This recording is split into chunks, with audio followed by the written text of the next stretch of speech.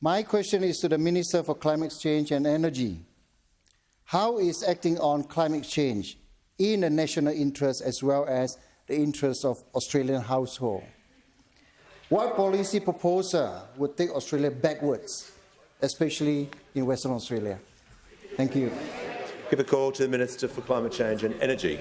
Well, I thank my honourable friend for the question, Mr Speaker, and I am glad that he's asked me about policies in the best interests of households and the country and his great state of Western Australia. And I can again confirm that over the last 24 hours, another 1,000 Australian households have taken up the Albanese Labor government's cheaper home batteries policy, bringing the total to 18,336. But I'm sorry to tell the member for Tangney that his electorate in Western Australia is the second highest take-up in Western Australia of the cheaper home batteries policy, which isn't bad, but it's not as good as the member for Canning, who has the highest take-up of the batteries policy in all of Western Australia.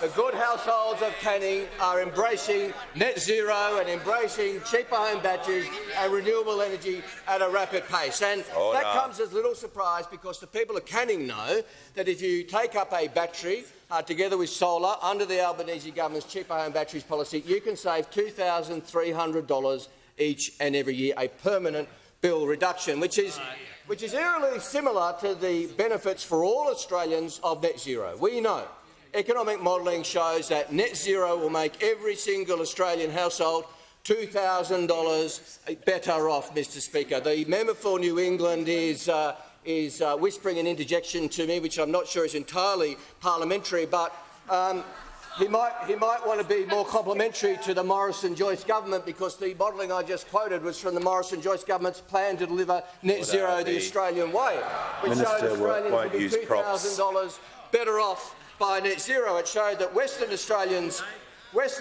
was estimated to see 34,000 new jobs in the mining and heavy industry by 2050 under a net zero plan. So net zero is good for Australia and good for Western Australia. Now, the honourable member for Tangney asked me what policies might take Western Australia backwards.